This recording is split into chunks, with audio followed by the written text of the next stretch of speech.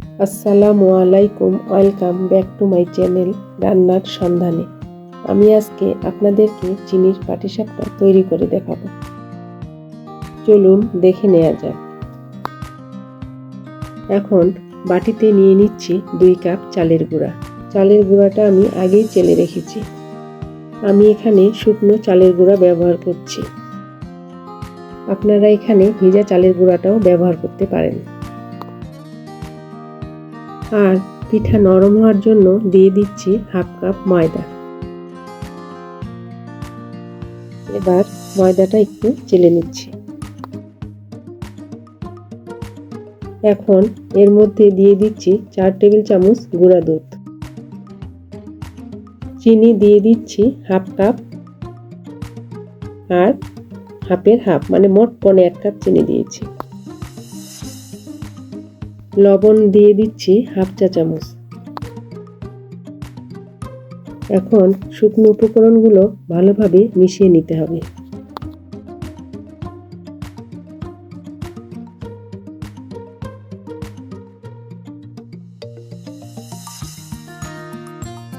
দিয়ে দিচ্ছি 1 কাপ কুসুম গরম পানি, আঙ্গুল সহ্য হয় এরকম। আবারও দিয়ে দিচ্ছি 1/2 কাপ। এবার ভালোভাবে মিশিয়ে নিতে হবে।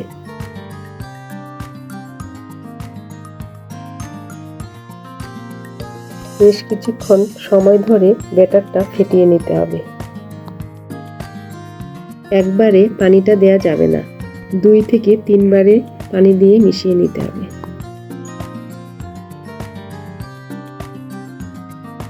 আমি আবারও 1 কাপ পানি দিয়ে নেড়েচেড়ে ভালোভাবে মিশিয়ে নিচ্ছি। ব্যাটারটা পাতলা হতে হবে, অনেকটা চিতই পিঠার ব্যাটারের মতো। তা না হলে ব্যাটার ছড়িয়ে দেওয়া যাবে না। এবার ঢাকনা দিয়ে 30 মিনিটের জন্য রেখে দিব। আমি যে পাত্রে খিরসাটা তৈরি করব সেই পাত্রে দিয়ে দিচ্ছি 2 কাপ দুধ। দুধটা আমি আগে থেকে জাল করে রেখেছিলাম। এবার ওই কাপ দিয়ে গুঁড়ো দুধ দিয়ে দিচ্ছি 1 কাপ।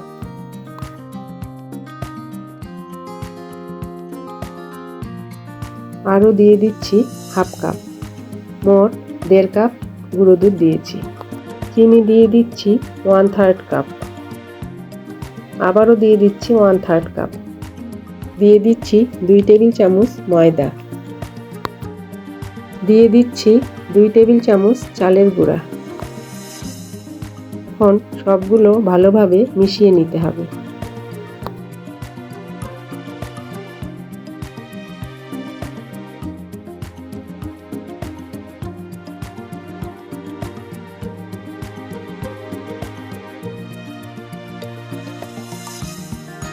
মিশিয়ে নেওয়া হয়ে গেল।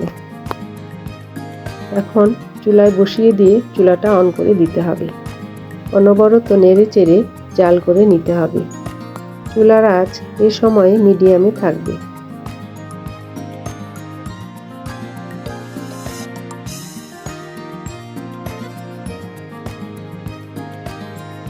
অনেকটাই ঘন হয়ে এসেছে। এভাবে অনবরত নেড়ে চেড়ে ঘন করে নিতে হবে। আমার পুর বা খিরসাটা 8 থেকে 10 মিনিটের মতো সময় লেগেছে ঘন হতে। এখন ওর মধ্যে দিয়ে দিচ্ছি 1 চা চামচ ঘি। আপনারা চাইলে এখানে সাদা এলাচ গুঁড়াও ব্যবহার করতে পারেন। এবার ভালোভাবে ঘিটা মিশিয়ে নিচ্ছি।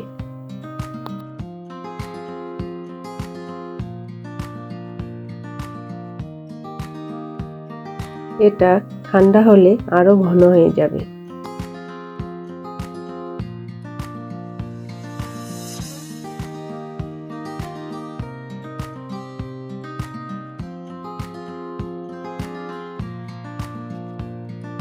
এখন চুলা থেকে নামিয়ে ফেলবো।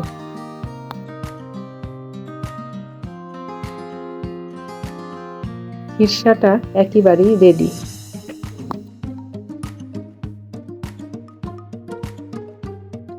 এবার চুলায় ফ্রাই প্যান বসিয়ে দিয়েছি।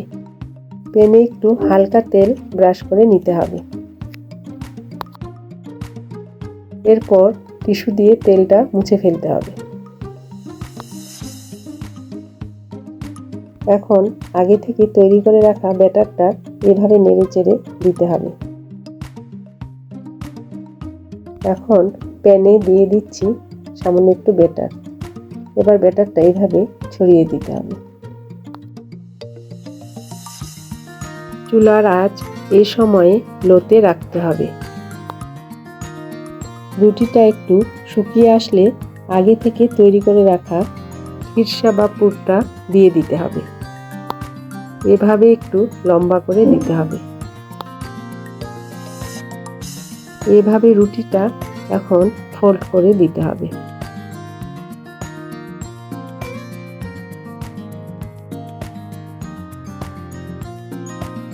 এখন তুলে নিচ্ছি। প্রতিবার এভাবে একটু তেল দিয়ে মুছে নিতে হবে। তারপর পিঠার ব্যাটারটা দিতে হবে।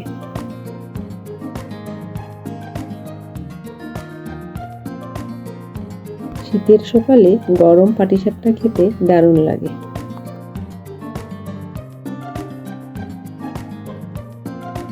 এভাবে সুন্দর করে রোল করে নিতে হবে।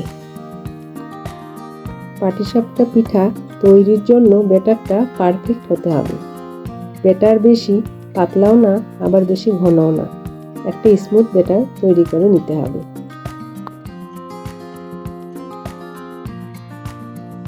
ব্যাটারটা এভাবে একটু নেড়েচেড়ে দিতে হবে। তারপর প্যানে দিয়ে দিতে হবে।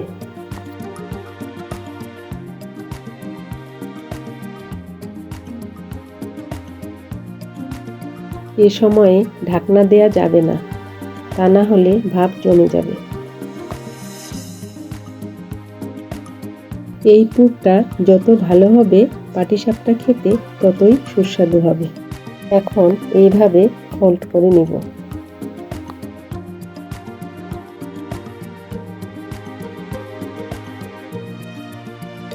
আশা করছি আজকের রেসিপি আপনাদের কাছে ভালো লাগবে। রেসিপি ভালো লাগলে অবশ্যই চ্যানেলটি সাবস্ক্রাইব করবেন এবং পাশে থাকা বেল আইকন অবশ্যই প্রেস করবেন। নোটিফিকেশন অবশ্যই অন করে রাখতে হবে, তাহলে ভিডিও ছাড়ার সঙ্গে সঙ্গে নোটিফিকেশন পেয়ে যাবেন।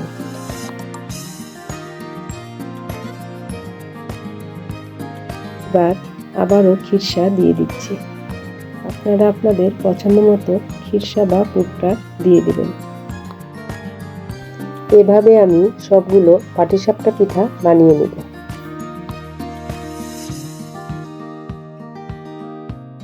পাটিসাপটাগুলো পরিবেশনের জন্য একেবারেই রেডি। ভিডিওটি আপনাদের কেমন লেগেছে অবশ্যই কমেন্ট করে জানাবেন। এইভাবে আপনারাও পাটিসাপটা পিঠা একবার বাড়িতে ট্রাই করুন। দেখেন ভিতরে পুরটা কত সুন্দরভাবে সেট হয়েছে। ভিডিওটি দেখার জন্য সবাইকে ধন্যবাদ।